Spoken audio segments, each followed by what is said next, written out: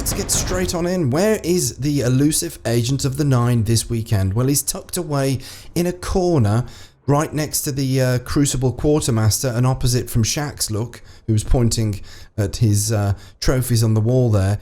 We've got Hawkmoon again. Look at that. The exotic hand cannon Hawkmoon makes its appearance for the second time in less than 3 weeks. We've got Claws of Ahamkara for Warlocks, Celestial Nighthawks for Hunter, and Twilight Garrison, that old favourite, for Titans, and Legacy Engrams, the helmet engram if you're chasing a year 1 engram. But let's go in depth, shall we? Hawkmoon. Much more usable after the recent weapons tuning. Should you be picking up Hawkmoon? Well, if you missed it last time, then most certainly, because this gun just got a lot more fun, basically. The weapons tuning patch to initial accuracy on hand cannon's first shot has definitely made Hawkmoon a much better contender. Unfortunately, it still does not compete with legendary hand cannons, in my opinion. You can contest that in the comments, but Hawkmoon is a lot more fun now, and if you've got the strange coins, I would certainly recommend picking it up. What else have we got? We've got Claws of Ahamkara for Warlocks. The Whispers gain an additional charge for all Warlock charged melees. We've got increased intellect, increased strength. Very, very good for a Stormcaller build. If you're running a Stormcaller, snap discharge, increased melee attack speed. Of course, momentum transfer, gain bonus melee energy on grenade hits. And this time round, we've got auto rifle reloader, speed increases, and a sniper rifle reloader increase, so that's pretty good. Should you buy those? In my opinion, yes. In many cases, these can be a little bit more useful or a little bit more powerful than the Ophidian Aspects if you still haven't got Ophidian Aspects, because Xûr still hasn't sold them yet, quite amazingly. So these are a definite good second option in my opinion. Celestial Nighthawk for Hunterinos. We've got Big Game. Golden Gun fires 1 shot, delivering 6 times the damage while granting Keyhole for over-penetration.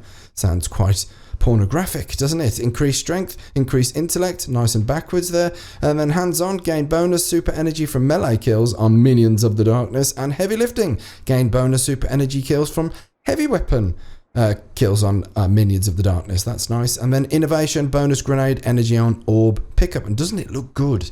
Doesn't that look good with a bit of the Suros shader there? Should you pick this up? Well, this is a PvE strictly. Condensing your golden gunshots down in PvP has very little point at all, unless you're dealing with a particularly tanky Guardian that's tankier than the game would normally allow.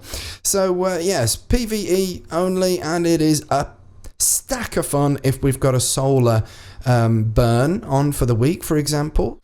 Twilight Garrison, buy it. Dare I even go any further than that? If you haven't got a Twilight Garrison and you are a Titan player, pick up this chess piece, because in my opinion it is the single most best exotic in the game, with second in line being the Dune Marchers. But that's all my opinion, of course. You can contest that.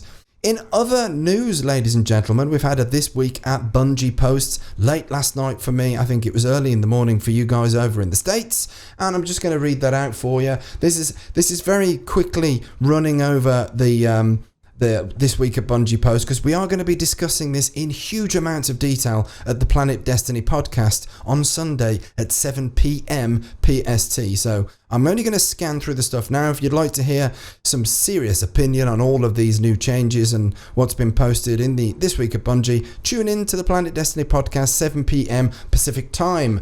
But very briefly, we've had Josh Amrick, the senior designer. He has made another appearance, which has been fantastic news, and he's been telling us that there are going to be some changes to sidearms coming. There are coming some changes, Memory of Scurry. You'll be very pleased to hear about that. Truth rocket launcher is going to get some a small buff, possibly, maybe. Bearing in mind all of these changes are literally potentially in the pipes at the moment. They could be reversed or changed in the time that we actually see a new patch materializing there. So No Land Beyond is getting a tweak. We're going to see possibly No Land having mechanical flinch as well as the visual flinch when you're being shot at and you're a No Land user. So that's pretty controversial there. And Blink is also getting some adjustments as well. So we're looking at a possible removing the old recovery nerf entirely. So that's very interesting.